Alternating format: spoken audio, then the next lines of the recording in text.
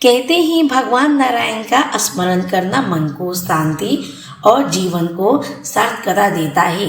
गुरुवार का दिन विशेष रूप से जगत के पालनहार भगवान विष्णु और देव गुरु बृहस्पति को समर्पित है। भगवान नारायण की महिमा अपरंपार है। वे शक्ति के स्वरूप है और भक्त की एक पुकार पे दौड़े चले आते हैं। कहा जाता है कि मौन रहकर भी जो सब सुनता है वही नारायण है। जीवन की हर उलझन का हल उनके चरणों में समर्पण कर देने में ही है।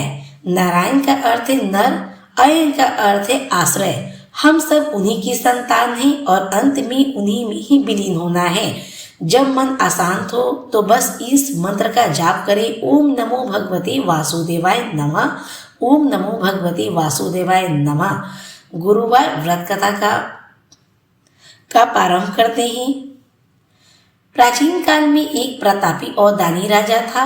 वह हर गुरुवार को व्रत करता और गरीबों की सहायता करता था, लेकिन उसकी रानी को यह सब पसंद नहीं था। वह ना तो व्रत करती थी और ना ही किसी को दान देती थी। एक बार भगवान बृहस्पति देव साधु का वेश धारण करके राजा के महल में भिक्षा मांगने आए। उस समय राजा शिकार पर गए थे। रानी ने साधु से कहा, महाराज, मैं इस दान पुण्य से तंग आ गई हूँ। मेरा सारा समय इसी में निकल जाता है। कोई ऐसा उपाय बताइए जिससे यह सारा धन नष्ट हो जाए और मैं शांति से रह सकूं। तब साधु के रूप में बृहस्पति देव ने मुस्कुराकर कहा, देवी, तुम बड़ी अजीब हो। लोग धन मांगते हैं और तुम उसे खत्म करना चाहती हो। खैर, यदि तुम्हारी यही इच्छा है तो तुम गुरुवार के दिन घर को गोबर से लिपना, अपने बाल धोना, पुरुषों से हजामत बनवाना और मांस मदिरा का सेवन करना। ऐसा करने से 7 गुरुवार में तुम्हारा सारा धन नष्ट हो जाएगा। रानी ने वैसा ही किया। धीरे धीरे राजा का सारा खजाना खाली हो गया। सेना चली गई और राजा रानी दाने दाने के मोहताज हो गए। तब राजा दूसरे देश में काम की तलाश में चला गया और रानी और उसकी दासी बहुत दुखी रहने लगी। एक दिन दासी ने अपनी बहन, जो पास के नगर में रहती थी, उनसे मदद मांगने के लिए गई। वहां उसे बृहस्पति देव की कथा और व्रत के बारे में पता चला।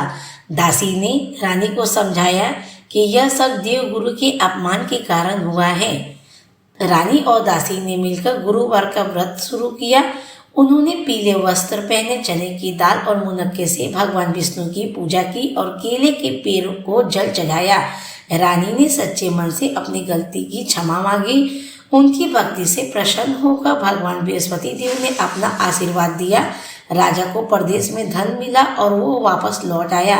महल फिर से धन्य धान्य से भर गया। रानी अब समझ चुकी थी कि परोपकार और भक्ति ही असली धन है।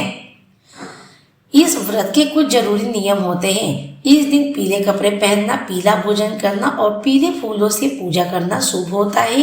इस दिन बाल नहीं कटवाना चाहिए, नाखून काटना और कपड़े धोना पूर्ण रूप से वर्जित माना गया है। व्रत में एक समय बिना नमक का भोजन करना चाहिए। बोलो श्री लक्ष्मी नारायण की जय।